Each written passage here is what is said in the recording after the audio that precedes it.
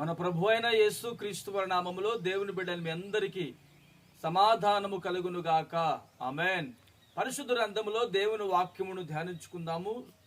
ఇర్మియా గ్రంథము 29వ అధ్యాయము 7వ వచనము.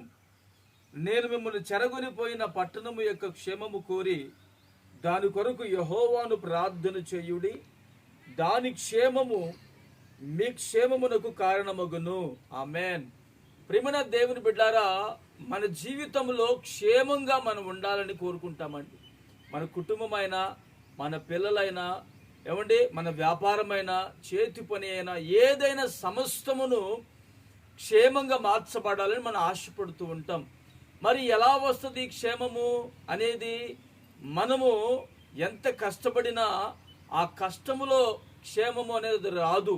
బైబిల్లో రాయబడింది సామెతల గ్రంథము 10వ అధ్యాయంలో, యెహోవా ఆశీర్వాదము ఐశ్వర్యం ఇస్తుంది, నరుల కష్టము చేత ఆ ఆశీర్వాదము ఎక్కువ కాదట.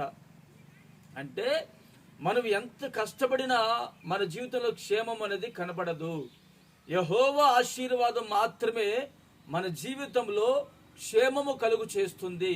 మరి ఆ క్షేమాన్ని మనం పొందుకోవాలి అంటే విశ్వాస జీవితంలో మనము ప్రార్థన చేయమని వాక్యం ఉంటుంది.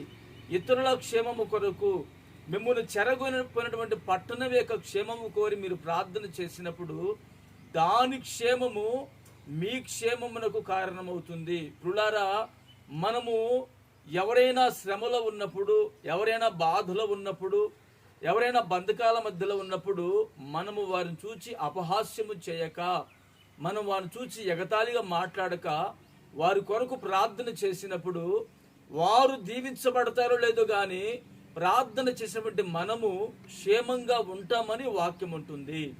బైబిల్ గ్రంథంలో మరొక మాట చెప్తాను. యోబు ఉన్నాడు, తన స్నేహితులు ఎలా ఉన్నారో అది తర్వాత సంగతి.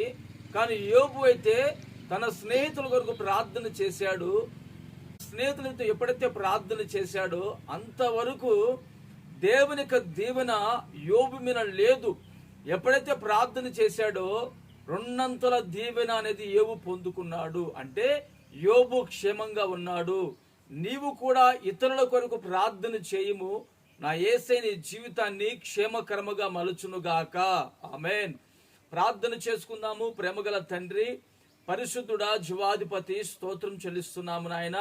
ఎవరైతే శ్రమలో, చెరలో, కష్టములో, ఇరుకు, ఇబ్బంది, కొలిములో కాల్చబడుతూ బంధకాలతోనూ బాధలతోనూ వేధించబడుతున్నారో వారి కొరకు మేము ప్రార్థించినప్పుడు మొదట మేము క్షేమము పొందుతామని ఈరోజు మీరు మాకు వాగ్దానం ఇచ్చినందుకు కొరకై స్తోత్రము నాయన. నీ బిడ్డలు తండ్రి ఇటువంటి ప్రార్థన జీవితం కలిగి వారు నడిపించబడుతూ ఉండగా నీ బిడ్డలకు క్షేమము కలుగు చేయండి. ఈ మాటలు మా బిడ్డల జీవితంలో మీరు స్థిరపరిచి మహిమ పొందుకోమని యేసు నామమున ప్రార్థిస్తున్నాను తండ్రి. ఆమేన్.